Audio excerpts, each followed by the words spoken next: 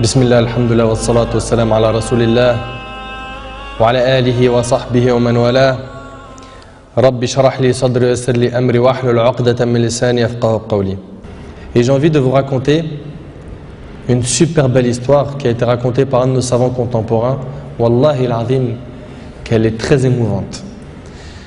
C'est l'histoire d'un homme qui a dit à sa femme: et si on allait manger dans un restaurant?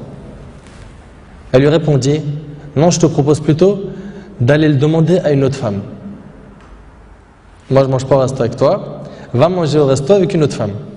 Il s'étonna, il lui dit: je t'invite à manger et tu me dis de sortir avec une autre femme? Mais comment ça? Je suis pas de ce genre d'homme. Et quelle femme tu parles? Et de quelle femme tu parles? Elle dit: ta mère. Imagine la scène.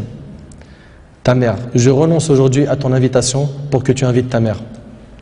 Ça fait longtemps que tu ne l'as pas invitée à manger ou à se promener, sors donc avec ta maman. Il lui a dit qu'Allah te récompense.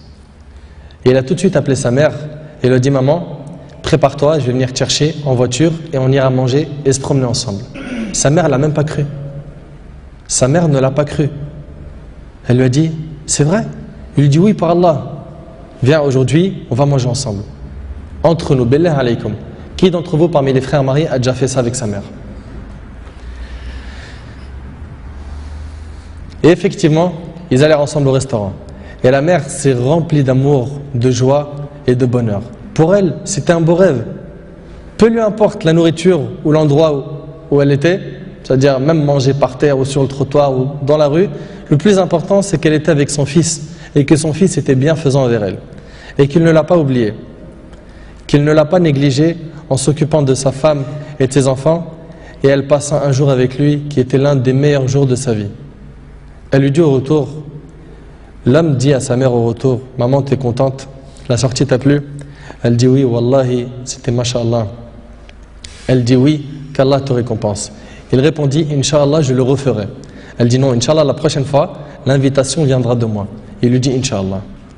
Et des semaines et des mois passèrent, le frère a été occupé, puis sa mère tomba malade et mourra. Qu'Allah lui fasse miséricorde.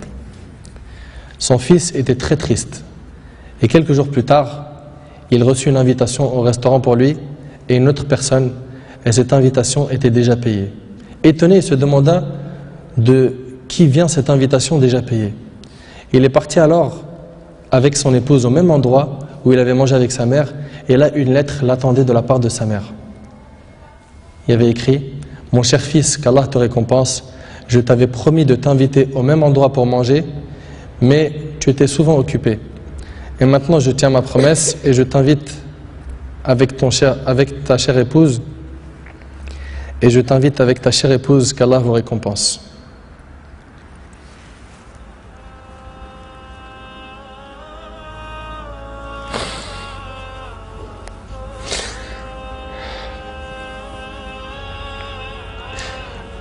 Wallahi mes frères, la valeur de la mère elle est très sacrée. Faut pas la mettre en colère. Cette histoire d'amour entre cette épouse et sa belle-mère est magnifique. J'espère que nos frères et sœurs vont tirer des leçons de ce genre d'histoire d'amour entre les épouses et les belles-mères et d'essayer de reproduire ce qui s'est reproduit dans cette histoire. C'est qu'après le décès de la mère qu'on connaît sa valeur. Votre mère, si elle a envie, profitez, embrassez-lui ses pieds. Demandez-lui pardon pour les manquements, pour les mauvais comportements. Vous récolterez le succès, Inch'Allah.